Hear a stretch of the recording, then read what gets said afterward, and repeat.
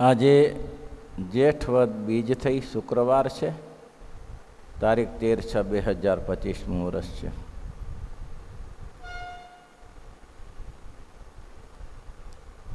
મહત્વનો પ્રશ્ન છે, સમજી શકાય તો બધાને આ જ પ્રશ્ન નડતા હોય છે.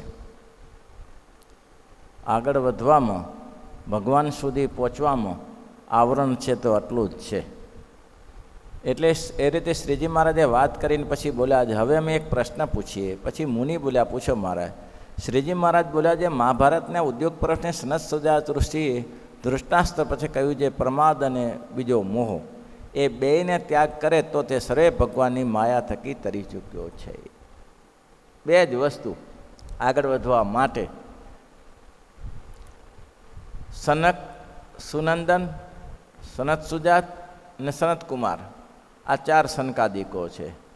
એ ત્રીજા નંબરના સનકાદિકોએ આ પૂછ્યું પ્રશ્ન. સનકાદિકોનું વર્ણન આગલા પ્રશ્નમાં આવી ગયું કે સનકાદિકો બહુ ભગવાનના એકાંતિક ભક્ત હતા અને 5 વર્ષની ઉંમરના હતા. એને મહાભારતના ઉદ્યોગ પર્વને સનત સુજાત ઋષિએ ધૃતરાષ્ટ્રપતે કહ્યું છે કે એક તો પ્રમાદ અને બીજો મોહ, એ બેયનો જે ત્યાગ કરે તો સર્વે પ્રકારે ભગવાનની માયા તેની તરી રહ્યો છે. અને પ્રમાદ અને મોહ એનું જ નામ માયા છે. ના ટળે, ટળે પ્રમાદ ટળે, મોહ ટળે. ઘણા વર્ષો પહેલે હીરા બાપાએ આ પ્રશ્ન અમારા ગુરુને પૂછ્યો હતો કે સ્વામી, જીવની અધોગતિનું સ્થાન કયો અને ઉર્ધ્વગતિનું સ્થાન કયો? જીવની અધોગતિ કેમ થાય છે? ત્યારે અમારા ગુરુએ આ જ પ્રશ્નનો ઉત્તર આપ્યો હતો કે જીવને અધોગતિનું મૂળ સ્થાન છે પ્રમાદ અને મોહ. પેલું પ્રમાદ અને મોહ શું છે? પ્રમાદ તો સમજીએ, આજનું કામ કાલે કરીશું, આ મહિનાનું કામ આવતા મહિને કરીશું, આ વર્ષનું કામ આવતા વર્ષે કરીશું. તાત્કાલિક એને તીવ્ર નહીં હોતી, એને નહીં હોતી કે કાલનું કામ આજે પતાવો ને. પણ શકુનીએ આ જ વાત દુર્યોધનને કરી હતી કે કાલનું કામ જે અત્યારે કરવાનું છે, ભગવાનને તમારે જઈને બળદેવજીની જે વાત કરવાની છે કે અમારો પક્ષ રાખે, એ તમારે આજે, તો કે ના, જશું કાલે. એને એમાં તો પેલી હરણ થઈ ગયું. પહેલાંનું કોનું? અર્જુન. શું નામ હતું? અર્જુન ઉપાડી ગયા, શું નામ? સુભદ્રા. સુભદ્રાનું હરણ થઈ ગયું. એક દિવસે ઓલો પહોંચી ગયો હોત તો શકુનીએ બહુ સરસ કહ્યું હતું, જે ગમે તે હોય પણ કે કાલનું કામ આજે કરી નખાય. અને ગયા મહિનાનું કામ આ મહિને પતાય, તો કે પછી નવરાજ જોઈને પછી શું કરીશું? પછી ચિંતન કરીશું, આગળના પ્રોગ્રામનું ચિંતન કરીશું. આ જરૂરી છે. સનત સુજાત ઋષિએ ધૃતરાષ્ટ્ર ઉદ્યોગ પર્વ વિશે કહ્યું છે, જે પ્રમાદ અને મોહ એ જ મૂળ માયા છે. અને એ માયાને, જે પ્રમાદ અને મોહ જેને નથી રાખ્યા, તે માયાને તરી ચૂક્યો છે. અમારા ગુરુએ કહ્યું, પ્રમાદ અને મોહ જેનામાં વર્તા હોય એને જ અધોગતિનું સ્થાન છે. તો કે ઉર્ધ્વગતિનું સ્થાન શું છે? આ જીવ ઉર્ધ્વગતિ કેમ પામે? આજ્ઞા અને ઉપાસના. એક તો ભગવાને જે શિક્ષાપત્રી બાંધી છે તેને આજ્ઞામાં રહેવું. બીજી ઉપાસના, પોતાના પતિને વિશે જ કેટલું સરસ બતાવ્યું. પતિને વિશે જ દ્રઢ નિષ્ઠા, લમડાતોડ ના કરે, અહીંથી અહીં ડાફડિયા ના મારે. ભગવાન શ્રી હરિને વિશે એમ લાગે કે અહીંથી મારું કામ ન થયું તો એ કૃષ્ણની ઉપાસના ના કરે. પછી એમાંથી રામની ઉપાસનામાં ના જાય, એમ ના થાય તો હનુમાનજીની ઉપાસનામાં ના જાય. એક જ લાગી પડ્યો. અને કોઈ આ જગતમાં ધંધો છે ને, ધંધામાં તમને સફળતા મળે કે ન મળે, પણ તમે એની પાછળ ને પાછળ પડ્યા રહો, એક દિવસ સફળતા મળશે તમને. શાક બકાલાના વેપારીને પૂછીએ કે તમારે આ ભાવ પોસાય કેમ છે? કોબી, ફ્લાવર, મરચાં, રીંગણાના ભાવ કેમ પોસાય છે? તો કે 3-4 વર્ષમાં એક એવું વર્ષ આવી જાય અમારે આને આ કામ કર્યા કરવાનું. સસ્તામાં કતરામાં નાખી દેવો પડે તો અમે નાખી દઈએ, મરચાં, રીંગણા, બટાકા બધા નાખી દઈએ. પણ 3-4 વર્ષમાં એવું આવે કે બધાનું ખાંદું કાઢી નાખે, એવો ભાવ ચડ્યો હોય ત્યારે કામ થઈ જાય. તે મહારાજ કે પોતાના એક પતિને વિશે નિષ્ઠા, પાછો ન પડે. એકી હારે રાગ્યા કરે, પણ દ્રઢ નિષ્ઠા. એટલે આ સનાત સુરજાત ઋષિએ પૂછ્યું, ધૃતરાષ્ટ્રમાં શું હતું? ધૃતરાષ્ટ્રને પ્રમાદ હતો? એ ભાઈ, ધૃતરાષ્ટ્રને શું હતું? હે? મોહ હતો, પુત્ર મોહ હતો. વિદુરજીએ કહ્યું કે આ ક્યાંય નહીં લાગે, આના ગ્રહો બરાબર નથી, આને પાણીમાં વહેરાવી દેવો જોઈએ, અથવા તો કોઈ જગ્યાએ મૂકી દેવો જોઈએ. આને આ રાજ્યનું અધોપતન છે. પણ ધૃતરાષ્ટ્રને મોહ ના ગયો. ખેદાન મેદાન કરી નાખ્યું.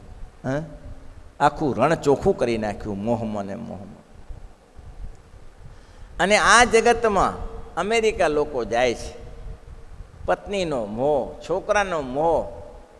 અત્યારે 75 લાખ ખર્ચીને જાય છે, પાછો આવી જાય છે. એને 75 લાખ આખું ઘર બરબાદ કરી નાખે છે. અમેરિકાના મોહમાં જાય છે, ત્યાં તો રાત રચેલું છે ને, આ છે ને તે છે ને. હવે ત્યાં તો મજૂરી જ કરવાની છે. ત્યાં શું કરવાની છે? ત્યાં મજૂરી સિવાય કંઈ છે? એટલે કે છે પ્રમાદને મોહ જ.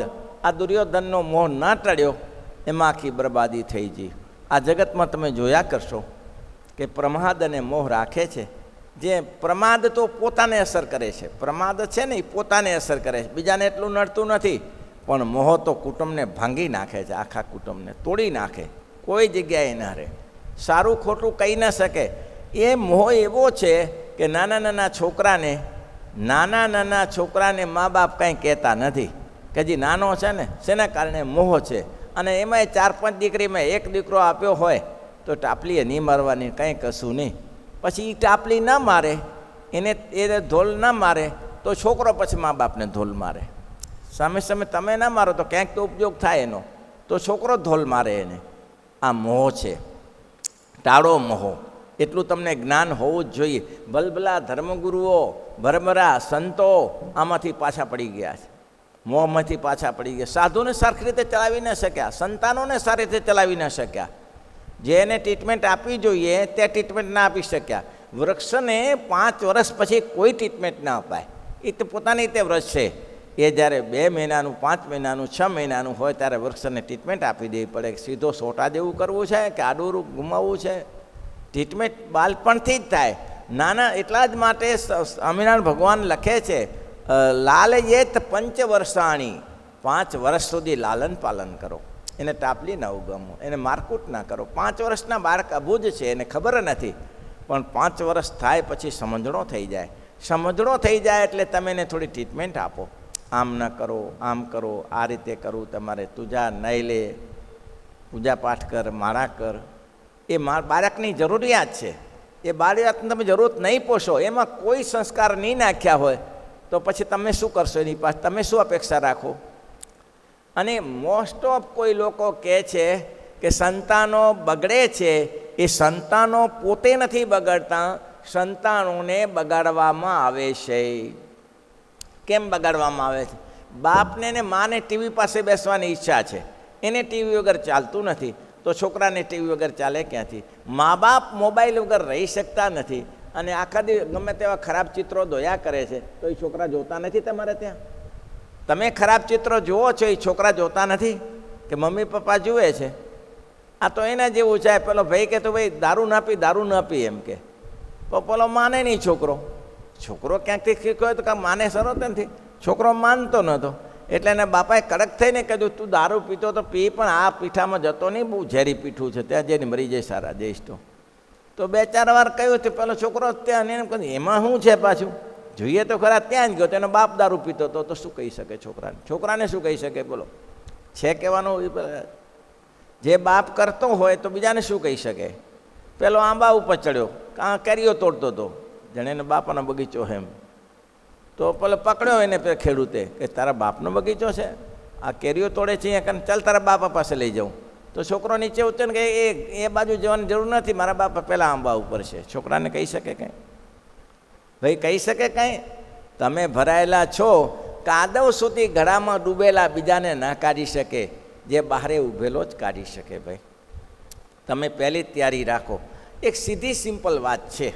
એક સાધુને પાસે એક માજી ગયા, બેન ગયા, અને એને કહ્યું કે બાપજી આને ઉપદેશ આપો, આ ગોળ બહુ ખાય છે. ગોળ ખાય ને ચિંતા નહીં, પણ પ્રમાણથી વધારે ગોળ ખાય છે એટલે એનું પરિણામ સારું નહીં આવે શરીરમાં. બાપજી કે તમે 15 દિવસ પછી આવજો ને, તો 15 દિવસ પછી આવ્યા.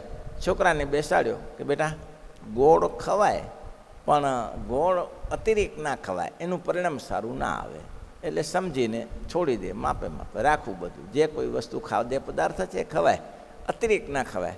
છોકરાએ સ્વીકારી લીધું, ભલે બાપજી નહીં ખાવું. એની મમ્મી કે હવે તમારે આટલું જ કહેવું હતું, આટલું જ કહેવું હતું ને? તો કે આ કેવું જ આટલું જ હતું. તો કે આ 15 દિવસ પહેલાં કહી શકતા નહોતા, મને તો આટલો મોટો લાંબો ધક્કો કરાયો. તો તારે ગોળ જ છોડાવો હતો ને, તો આ છોડી દેશે. પણ 15 દિવસ પહેલાં કીધું હશું? તો કે એ ના કહેવાય. તો કે કેમ? હું મારે આદત ગોળ ખાવાની હતી તો એ છોકરાને ક્યાંથી કહું? મારી આદત હતી તો છોકરાને કેવી રીતે કહી શકું? પહેલી પોતાની સુધારો, પછી કહી શકું. તમે જો કોઈને સાધુ પુરુષોને લોકો પગે લાગે, દંડવત પ્રણામ કરે અને એનામાં ઠેકાણું ન હોય તો તમારે ભાર પડે. એ તો એની છો, એ દંડવત કરે છે એનું વજન તમારે પડે, તમે પાપમાં પડો છો. પહેલાં તમારી અંતર સુધી કરો, એ જરૂરી છે જો ભગવાન સુધી પહોંચવું હોય તો. વાત બહુ ઝીણી છે, પણ મહારાજે કીધું, સનત સુદાત કીધું કે ભાઈ પ્રમાદ અને મોહ, તમારે જે પુત્ર મોહ છે એ છોડવો પડશે. અને દુર્યોધન ના સમજી શક્યો, પરિણામ બહુ ખરાબ આવ્યું. હવે કહે છે મહારાજ, પ્રમાદ અને મોહ એનું જ નામ માયા છે. માટે આપણે ત્યાગી એવા જે ભગવાનના ભક્ત કહેવાઈએ છીએ, તેમાં જેને પ્રમાદ અને મોહ વર્તા હશે, તે ભગવાનની માયાના બળ હશે, તેને ભગવાનના મહિમાનું બળ લઈને તે ભક્ત પ્રમાદને મોહોને ટાળ્યાનો ખટકો નહીં રાખતો હોય, તે ભક્તને દેહ છતાં સુખ છે ને મરીને કેવા સુખને પામે. બોલો, દેહ છતાં કંઈ કરી શકતો નહીં. આપણે ભગવાનના ભક્ત કહેવાઈએ છીએ અને આપણે સ્વામિનારાયણ ભગવાન પુરુષોત્તમ મળ્યા, નારાયણ મળ્યા છે, એના મહિમાનું બળ રાખીએ. આમ જ થાય છે. પુરુષોત્તમ નારાયણ મળ્યા પછી ક્યાં કોઈ કરવા જેવું હતું? નિયમ પાડ્યા વગર ધામ નહીં મળે. શું ભાઈ, ધામ નહીં મળે ધક્કા? બોલો છો ભાઈ?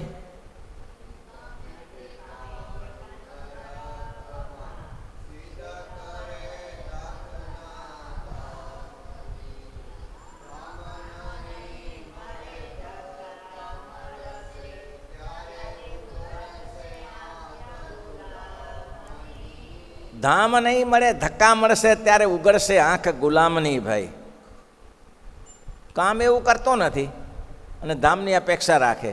મહારાજ કે આપણે ત્યાગી એવા જે ભગવાનના ભક્ત છીએ અને આપણે ભગવાનના મહિમાના બળનું ઓથ લઈને પ્રમાદને મોહ ના ટાળે, તેને દેહ છતાં કેવું સુખ મળે અને દેહ મૂક્યા પછી કેવું સુખ મળે, કોઈ દિવસ ન મળે.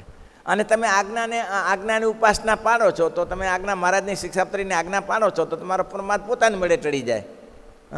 સત્સંગી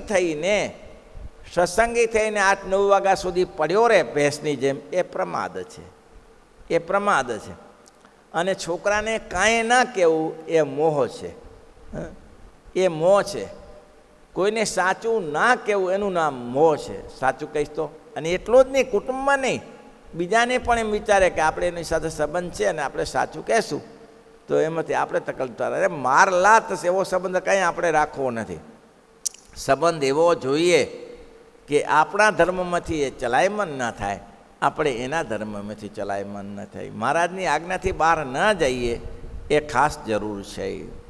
મહિમાનું બળ અને પ્રમાદ અને તે મોહને ટાળ્યાનો ખટકો નહીં રાખતો હોય, તે ભક્તને દેહ સાથે કેવું સુખ હશે અને મરીને કેવા સુખને પામશે, એ પ્રશ્ન છે. પછી સ્વયંપ્રકાશાનંદ સ્વામી બોલ્યા છે, જે ભગવાનનો ભક્ત હોય તેને ભગવાનનું મહાત્મ્ય અતિશય વિચારીને પ્રમાદ કે મોહ ન ટળે તો પણ તેની ઝાઝી ચિંતા રાખે નહીં. બોલો, આવું કહી દીધું. ભગવાનના ભક્તનું આજે અત્યારે જગમાં ચાલે છે તે જ સ્વયંપ્રકાશાનંદ સ્વામી કહ્યું કે ભગવાનનો ભક્ત હોય અને ભગવાનનો મહિમા અતિશય સમજતો હોય તો ભગવાનના મહાત્માનું બળ રાખીને પ્રમાદને મોહ ના ટાળે તો ઝાઝી ચિંતા નહીં. બોલો ભાઈ, શ્રીજી મારે સ્નાન કર્યા અને મારા તો કટ્ટર વિરોધી હતા. મહારાજ તો સત્યવાદીની મૂર્તિ, કોઈને અસત્યપણું ચલાવતા નહોતા. ગમે તે જગ્યાએ જાય મહારાજનો ગમે એટલો મહિમા ગાઈએ પણ મહારાજ કહી દેતા સ્પષ્ટ શબ્દમાં, આનું છે ને આ રીતે હોય. મહિમા ગાવાથી નિયમથી ચલાયમન ના થવાય. મહિમા ગાવાથી નિયમમાં ચલાયમન ના થવાય. તમે મહારાજ મળ્યા છો, હવે અમારે શું ભાર છે? તમારે બધોય ભાર છે. અમે મળ્યા છીએ, નિયમ રાખી રે જો સતસંગમાં, નિયમ ધારી રે જો નિયમ ધારી રે જો સતસંગમાં.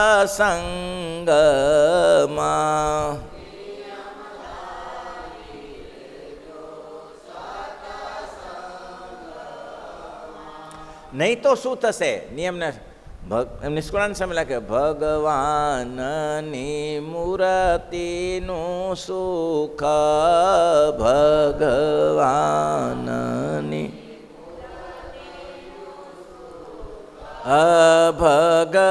ભગવાનની મૂર્તિનું સુખ,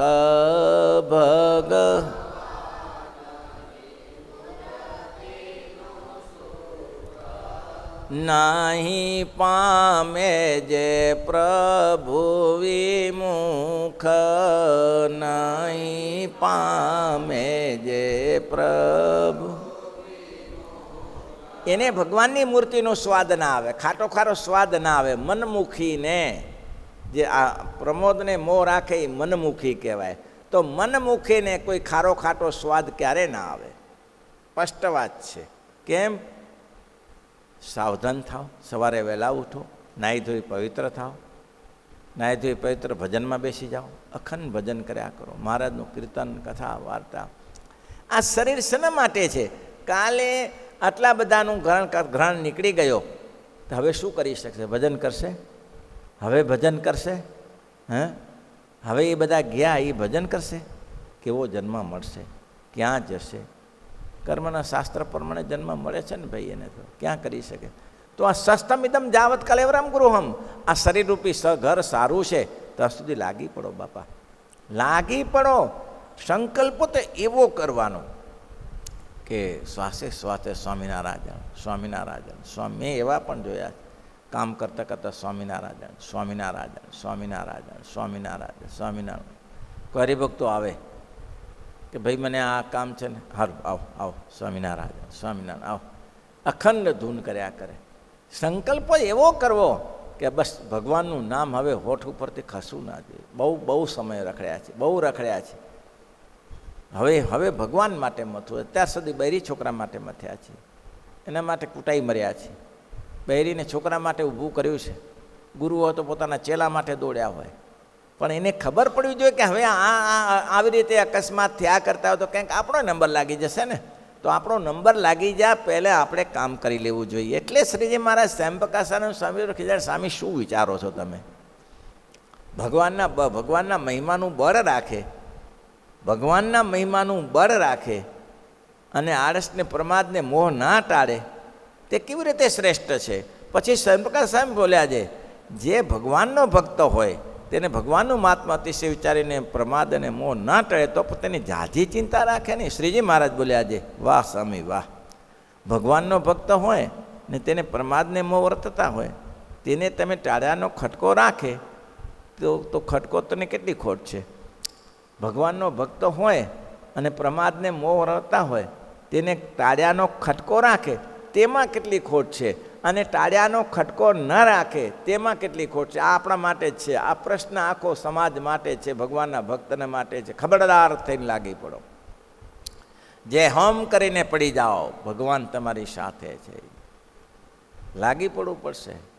તમને અવસર આવ્યો છે ને જગતમાં કે સજની આરે ચોઘડિયું અમૃત લાભનું, સજની આરે ચોઘડિયું અમૃત લાભનું, વીજના ઝંબકારા જેવું મોતી પૂરવી લેવું સત્સંગ કીજીએ, વીજના ઝબકારા જેવું તે પુરાવી લેવું સત્સંગ કીજીએ.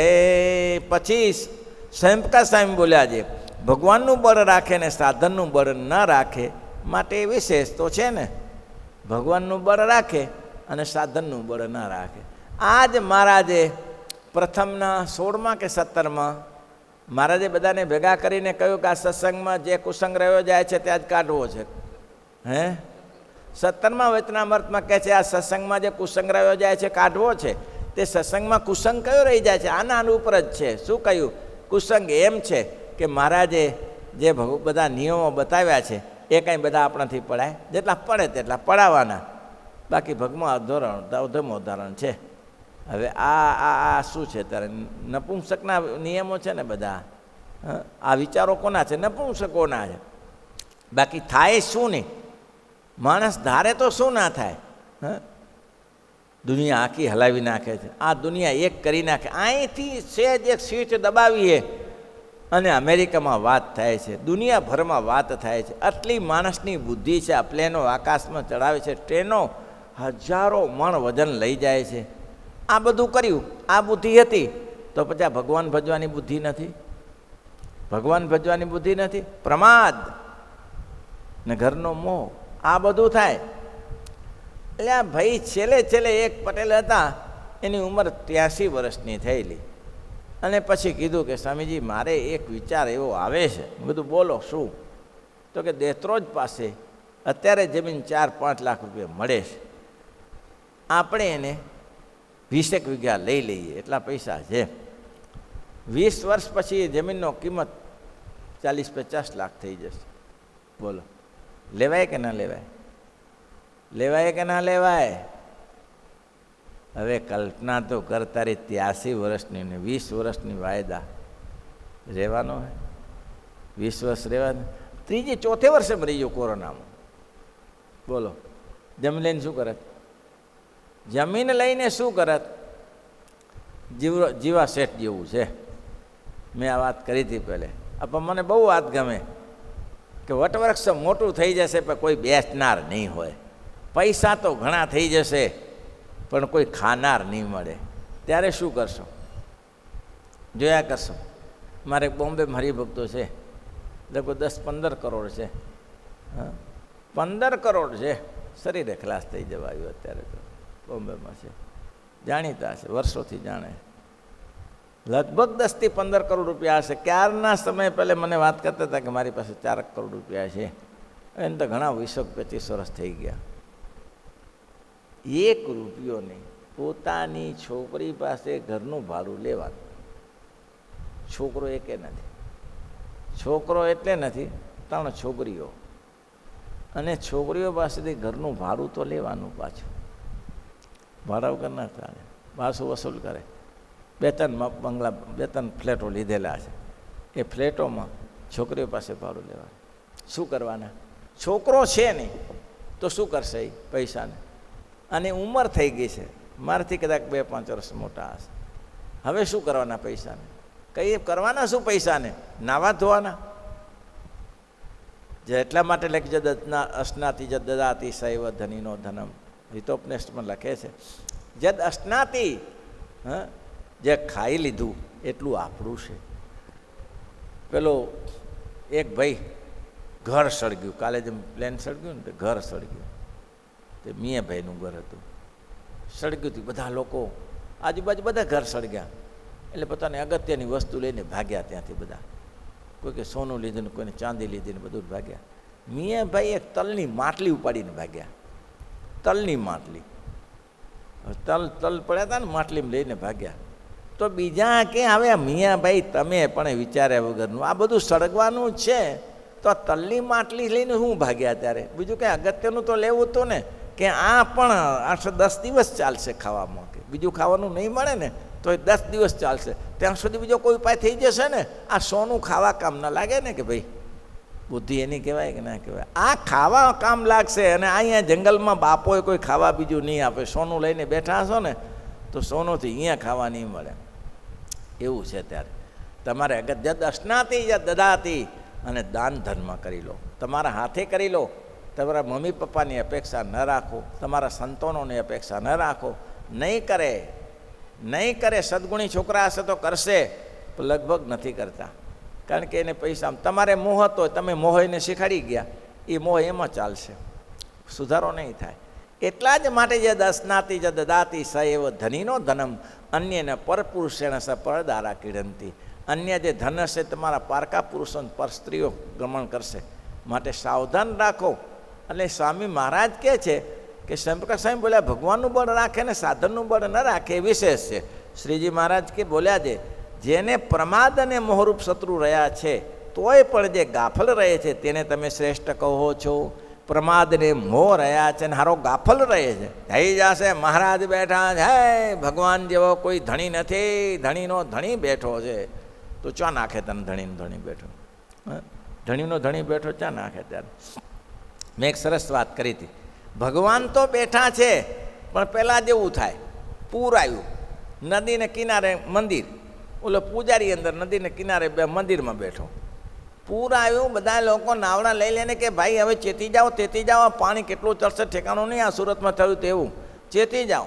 તે બધા લોકો નાવડામાં બેસી બહાર નીકળી જાય. આ પૂજારી કે હું તો ના જાઉં, મારા ભગવાન બેઠા હે, મારું રક્ષણ કરશે. પાણી વધ્યું આગળ, પાણી આગળ વધ્યું, પરસાર ઉપર આવ્યું.